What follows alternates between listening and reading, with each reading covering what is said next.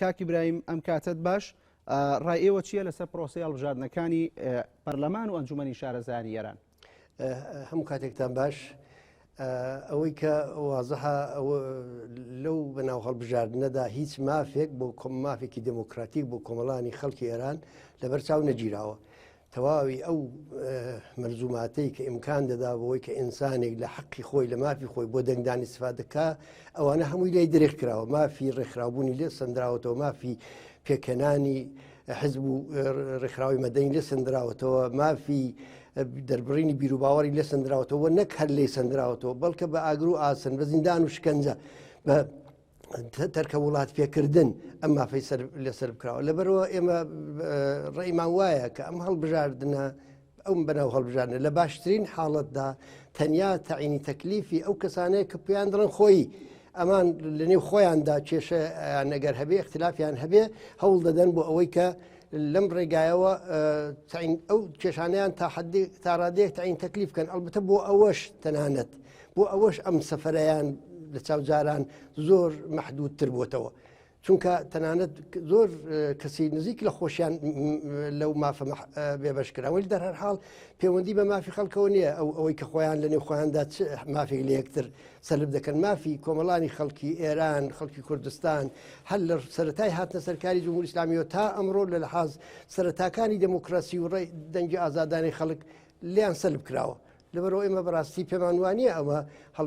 دەتوانین ناوی هەڵبژاردننی لێ بنین، بەڵام میدیای غەربی هەر لایەنەی بە بەرژەوەندی خۆی ئەو حقیقەتانە لە خەڵک دەشارنەوە و نێوی دەنێن هەڵبژاردن و چاوەڕوانی گۆڕانکاری مهمی تا دەکەن. کاک ئیبراهیم، ینی ئەم خۆلەی پێشوو وەک دەزانیت ئێران لە با بڵین لە ئەو پرۆسەی کە لەگەڵ ڕۆژاوا هەیبوو سەبارەت بە کێشەی ئەتۆمی خۆی هەنگاوێک چۆتە پێشەوە. پێت وایە ڕۆژئاوا چاو لەوە دەکەن کە هەڵبژاردنەکەی ئەمڕۆی ئێران با بڵین گۆڕانکاری دروست بکات؟ بێگومان ڕۆژاوا یەکێک لە ئامانجەکانی بۆ ڕێککەوتن دەگەڵ کۆماری ئیسلامی ئەوە بوو کە هاوسەنگی هێز لە ناو خۆی دەسەڵاتدا بە قازانجی باڵی میانەڕە و یا بڵێن ڕێفۆرمخواست بگۆڕێ. ئەوە یەکێک لە ئامانجەکانیان بوو، جگەلەوە کە دەیانەویست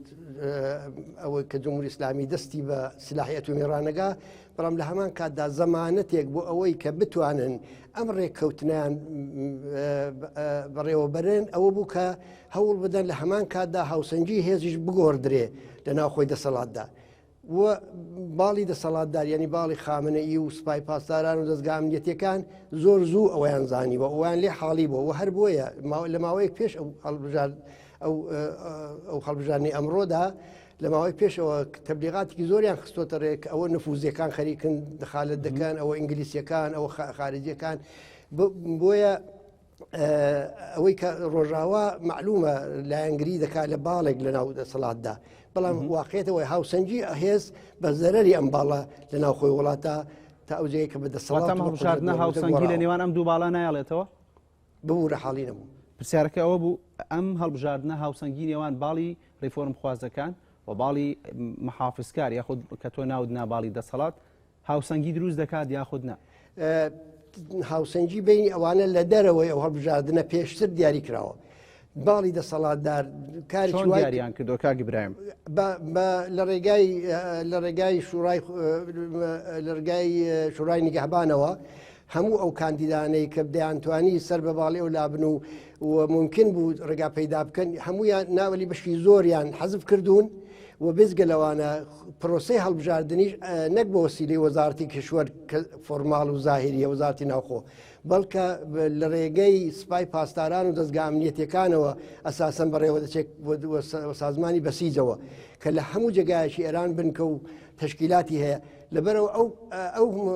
هەڵبژاردنە مهندسی کراوە بە جۆرێک کە نەهێڵێ ئەو هاوسەنجێ بە قازانجی باڵی میانەڕە و ڕێفۆرمخوازیش بگۆڕێ، بەڵام بۆ ئەوەی کە سیمای جمهوری ئیسلامی پێ بڕازێننەوە بۆ ئەوەی کە ڕووبەدەرەوە بتوانن شتێک بڵێن کە ناوی هەڵبژاردن بێ سەهمێکیان بۆ دیاری کردوون و لە چوارچێوەی ئەو سەهمەدایە کە ممکنە ژمارەیەک لە نوێنەرانی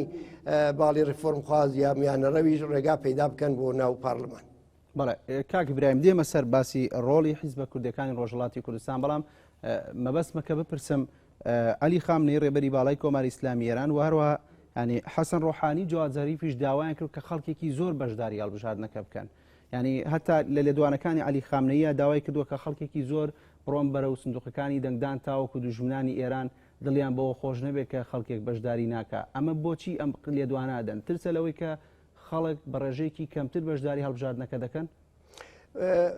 واقعیت ئەوەیە کە ئەم دوو باڵە لەگەڵەوەشدا کە ناکۆکن دەگەڵ یەکتر وەلی لەسەر یەکشتی ئەساسی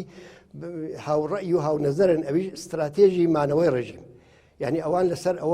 لەسەر ئەوە ساغن هەردوولا بەڵام ڕێگای جیاوازیان هەیە. بەشداریکردنی خەڵک لەو هەڵبژاردنەدا جۆرێک لە شەرعیەت دەدا بە ڕژیمێک کە بۆ هەردووچیان ئەوە مهمە. بۆیە هەردوولا لەسەر ئەوە کۆکن کە ئەگەر کێشە و ناکۆکێکشیان بێت نابێت لەسەر ئەساسی بەشداری نەکردن و بەشداریکردنی خەڵک ئەو کێشەیە حەڵکەن هەوڵ دەدەن بۆ ئەوەی کە خەڵک زۆرتر بەشداری بکە تا فعلەن زەمانەتی مانەوەی خۆیان بکەن تا دوجار و لە بوارەکانی دیکەدا تەکلیفی هەوسەنجی نێوان خۆیان معلوم بکەن. بەڵێ کاک ئیبراهیم سەبارەت بە چاودێریکردنی هەڵبژاردنەکە ینی چۆنیەتی بڕێوەچوونی هەڵبژاردنەکە چۆنە؟ بەگشتی هیچ شتێکی دموکراتیکی تێدا نییە. واقعیت ئەوەیە کە جارە پێشتر ئەوە معلومە شورای نیگابان هەر کەسی بەدڵی بوو بە اختیاری یا سەلاحیەتی پێداون یا لیستندونەوە ئەو بەجێی خۆی ئەوان لەو پرۆسەیە تێپەر بوون. ئێستا هاتوون بۆ سەر سندوقەکانی دەنگدان. سندوقەکانی دەنگدان هەمووی لە کۆنتترۆلی سپای پاسداران و دەستگا ئەمنیەتەکاندایە. چاودێریکردنی وەزارەتی ناوخۆ چاودێریکردنێکی فۆرماڵە. ئێمە ئەو نمونەمان لە ساڵی 1380 هەتاوی کاتێک کە بزوتنەوەی سەوز لە ئێران کەوتەڕێ ئەو وەختە دیت کە چۆن لە ماوەیەکی کەمدا زیاتر لە 10 میلیۆن ڕای خەڵک ئەمدی و ئەودی پێکرا گۆڕیان و هاتە جێگای سندوقی دیکە و ئەوە نەدەکرا بە وەسیلەی هیچ دەم و دەستگای غەیری سپای پاسداران و لەواقعدا وەکو حزبێکی گەورەی پادگانی چ نەتیجەیەکی پێی خۆش بێ و چ نەتیجەیە کە بەرنامەی بۆ داڕش بێ ئەوە لە سندوقەکان دێنێتە دەری. بەڵێ سەبارەت بە بەڕای حیزبە کوردیەکانی ڕۆژهەڵاتی کوردستان ینی ئێوە بەشێکی زۆرتان بڕێدانتاوە یا داوا دەکەن خەڵک دەنگ نەدات. دەنگ نەدانی هاوڵاتیانی ڕۆژهەڵاتی کوردستان چ کاریگەریەک دروستەکە؟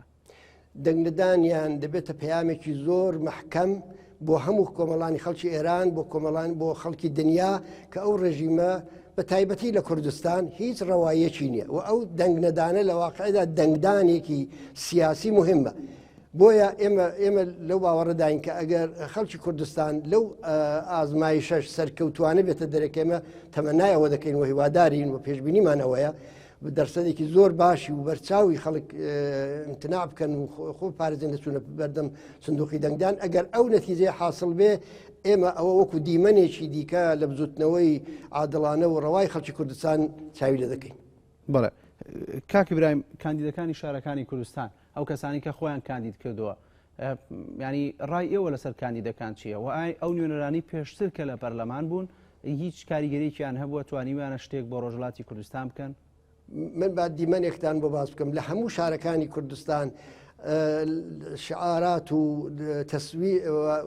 ڕسمی ئەو کاندیدانەکە هەڵبژێردراوە بادی خاتە عەرز خەڵک ژێر پێشێری دەکا هەڵی ناگرێتەوە و دار و دیوە خەڵک هەتا لە زۆر جێگا مانع دەبن لەسەرەوەی کە لەبەر دەرگا و کوچە و کۆڵانی ئەوان ئەو لافی دەشتانە هەڵاوەسن ئەوانە بە شێوەیەکی گشتی کەسانی خۆشنێوی ناو کۆمەلگای کوردستان نین ممکنە بە دەگمەن کەسێکی واشیان تێدا بێ کە بەقدر ئەوان دیکە نێوزراو نەبێ بەد نێو نەبێ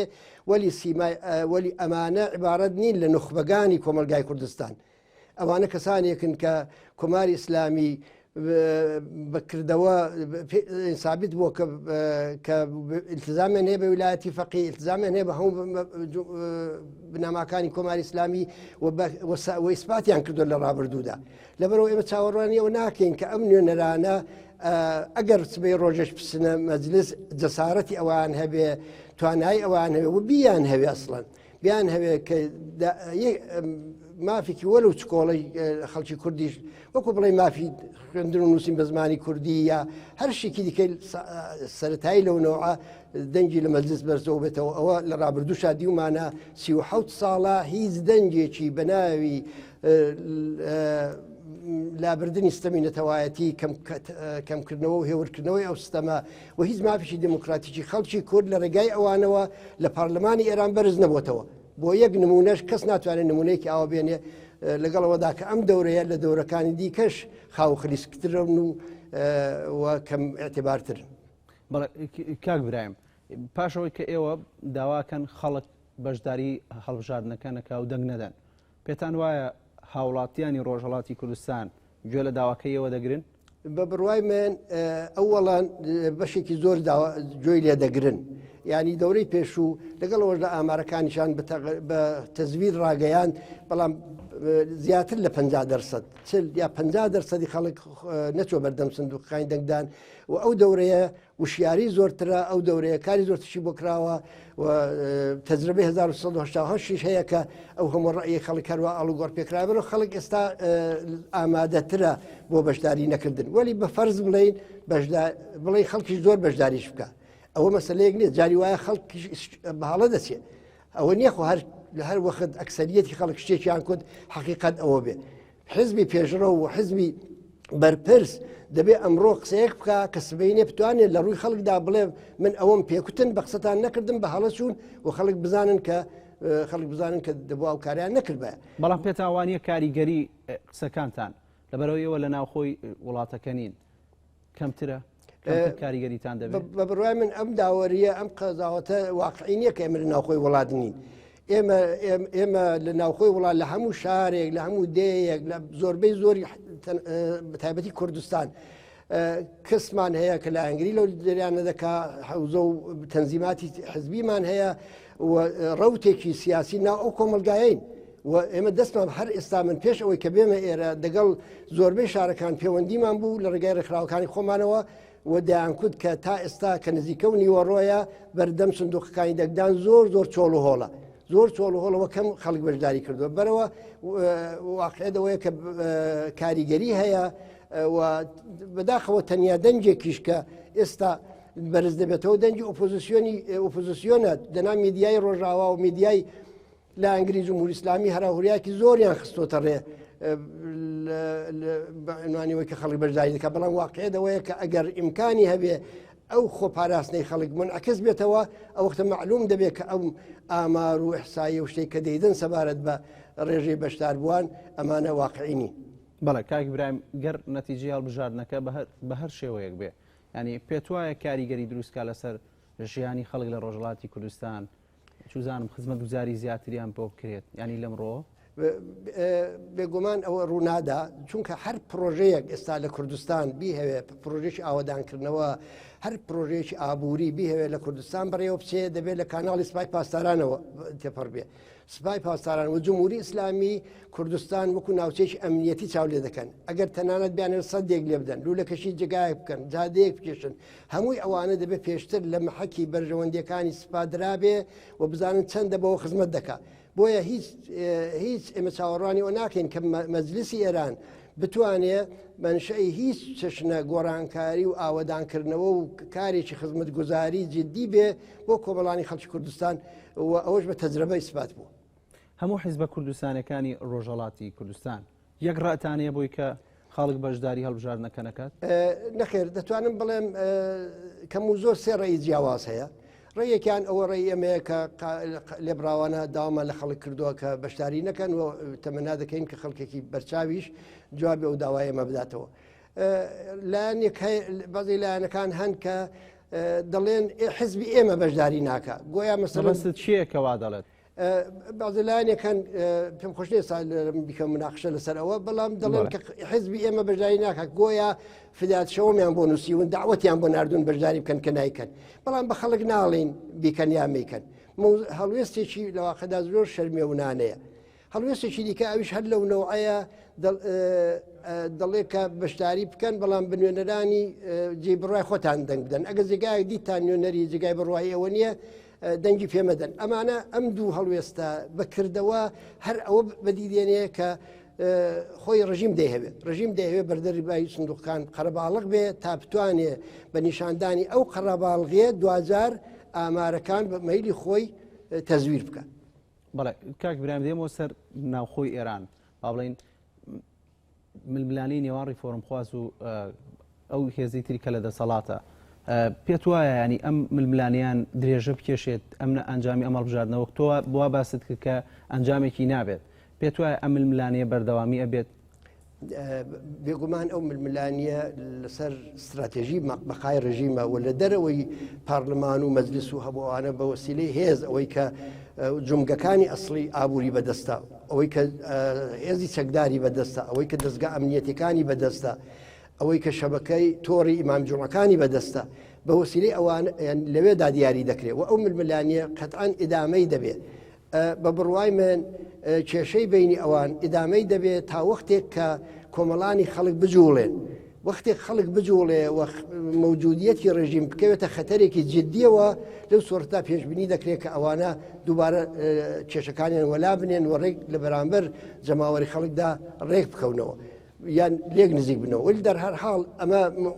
کێشەیەکی زۆر جددیە لە ناو دەستگای دەسەڵاتدا لەبەرەوە ئەو دوو استراتێژەی کە بۆ مانەوەی ڕژیم دانراوە دوو استراتێژی کاملەن جیاوازە یەکیان استراتێژی ئەوەیە کە دەیەوێت دەرگای بەرە ڕۆژاوا بکاتەوە لەو ڕێگای ئابووری ئەرام ببژێنێتەوە یەکیان دەیەوێت کە ئەمنیەتی ئەو وڵاتە لە ناوخۆی وڵاتە ئەمینکە ئەوی دیکان دەیەوێت کە بە پەرەپێدانی قوڵایی ئەمنیەتی خۆی مانەوەی ڕژیم دابیم کا بە دەستێوەردان لە کێشەکانی ناوچەیدا بە خۆسەپاندن بەسەر لە دابشکردنی کار بەسەر دەستگاکانی دەوڵەتانی زلهێزدا لەو ڕێگا دوو استراتێژی کاملەن جیاوازە و تا هاتووشە ئەم بازنەی ئەسڵی دەسەڵات هەر بەرتەسکتر بووتەوە بە جۆرێک کە ئێستا مەسەلە نزیکترین کەسەکانی خۆشیان وردە تێیدا جێگایان نابێتەوە ئەوە نیشان دەدا کە ئەگەر خەڵک نەجوڵێ و ئەگەر شۆڕشێکی کۆمەڵایەتی سیاسی گەورە بۆ لابردنی ئەو ڕژیمە بەرپان نەبێ ئەوانە لێ خۆشیان کێشە و اختلافاتیان قوڵتر دەبێتەوە بەڵام ئێمە چاوەڕانی ئەوە دەکەین کە ئەو بارودۆخە دژوارە اقتصادیە ئەو پێشێلکردنی سەرەتاییترین مافی دموکراتیکی خەڵک ئەمانە کارێکی وا بکە کە خەڵک منتەزر نەبێت تا لە نەتیجەی ململانی و کێشەی ئەواندا داخوا ڕۆژێک لە ڕۆژان گۆڕانکاریێک لە ئێران پێک بێت. کاکی برایم سەبارەت بە موسەوی کە ڕووبی کە دوو سەرکردەمون لە ڕابردوو ینی بەشێک لە وڵاتیانی ئێرانی ئومێدیان هەبوو کە بتوانن کاریگەریان هەوێت لەسەر بڕیاردان لە ئێراندا ئەوان ڕایان چییە لەسەر هەڵبژاردنەکە؟ ئەوان تەمانەوەی کە ئێمە بیستمانە هەر ئەو هەڵوێستیان هەیە کە ڕێفۆرمخوازەکان لە دەرەوەی زیندان و لە دەرەوەی حەسرەکەی ئەوان هەیەە دەیانوێت بەشداری بکەنەوە بەڵام بانگەوازێکیان نەکردووە بۆ خۆیان ڕایانگەیاندووە بە ئاشنا و ڕۆشنای خۆیان و بە خزم و کەسەکانیان کە سندوقی دەنگدان بێنن ئێمە دەنگ دەدەین ئەوەش هەر دەگەڕێتەوە سەر ئەو سەرەتایی کە باسم کرد کە ئەوانیش وەکو لایەنێک کە دڵیان بۆ جمهوری ئیسلامی بۆ پاراستنی ئەو ڕژیمە دەسووتێ پێیان وایە بەشداریکردنی بە کۆمەڵ و زۆری خەڵک لە هەڵبژاردندا سربەخۆ لەوەی کە ئاکامەکەی چ دەبێ خۆی لە خۆیدا شەرعیەتێک دەدا بە کولی ڕژیمەکەیان کە ئەوان خۆیان بە موەزەف دەزانن ئەو شەرعیەتە لە سەرجەم بپارێزن ئەگەرچی زەرەری شخصی خۆشیان بێت. بەڵێ کاکی ئیبراهیم کۆمیسیۆنی ئێرانی دەڵێت ئەوان پێیان وایە کە ڕێژەی لە 160 وڵاتیانی ئێران بەشداری پرۆسی هەڵبژاردنەکەن. پێم خۆشە ڕای ئێوە بزانم پێتان وایە ینی چەندی هاوڵاتیان بەشداری ئەم هەڵبژاردنی ئێرانەکەن؟ لە ڕاستیدا خۆ ئێمە ئیمکانی ئەومان نییە ئەو دەسترسیمان بە ئاماری بەشدار بووان و ئەوە کاری دەوڵەتان توانن بکەن. پێشبینی ئێوە مەبەستە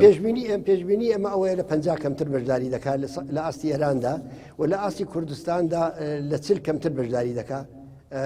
لە کوردستان ئیمتناع زۆرترە. ویستە لەسەر کوردستان شتێک بڵێ ئێوە ینی چیترتانێ بۆی کە لەسەر کۆی پرۆسی هەڵبژاردنەکە لە ڕۆژهەڵاتی کوردستان ئەوەی مهمە ئەو پرۆسەیە ئەو ڕۆژ دەگوزارێ و دوایشی چی نابێتەوە ئەوەی کە گرینگە بەردەوامی خەباتی خەڵکە ئەو خۆپاراستن لە دەنگدان و بایکۆتکردە دەبێت درێژەی هەبێ لە خەباتی ڕۆژانەی جاریاندا ئەوان ئەگەر دایانەوێت خزمەت گوزاریەک دابینکەن ئەگەر داخوازیەکیان هەیە داخوازی دموکراتیکە نەتەوایەتیە چینایەتیە هەر داخوازێکی هەیەە دەبێت سربەخۆ لە سندوقی هەڵبژاردنێکی بەو نەوعکە ڕێکخراوە دەبێت ئەو داخوازیە لە دەرەوەی ئەم پرۆسەیە و لە سبەی ڕۆژە درێژە پێ بدەن ئێمە پێمان وایە ممکنە بەعزێک ئیسلاحات و بەعزێک گۆڕانکاری لە ژیانی خەڵکدا پێک بێ بەڵام ئەوە فقط لە ئاکامی مبارزەی ڕاستەوخۆی خەڵک و خەباتی ڕاستەوخۆی خەڵک و داسەپاندنی بەسەر ڕژیمدا دەکرێت نەک لە نەتیجەی ئەوەی کە نمایندەیەکی بەونەوە بەسەرم بچێتە پارلەمان و لەوێ 2 ساڵ 4 ساڵی لەسەر نعمەت و نازێک دابنیشە کە بۆیان فراهەم کردو و دوایش بێتەوە مێشێکی میوان نەبێ هیچ تەوزیحێکی بۆ خەڵک نەدا کە چی کردەوە ماوەیە. بەڵێ ئیبراهیمی عەلیزادە سکرتێری گشتی کۆمەڵی ڕێکخراوی کوردستان حیزبی کۆمۆنیستی ئێران سوپاس بۆ بەشداری لەگەڵمان. سپاس بۆ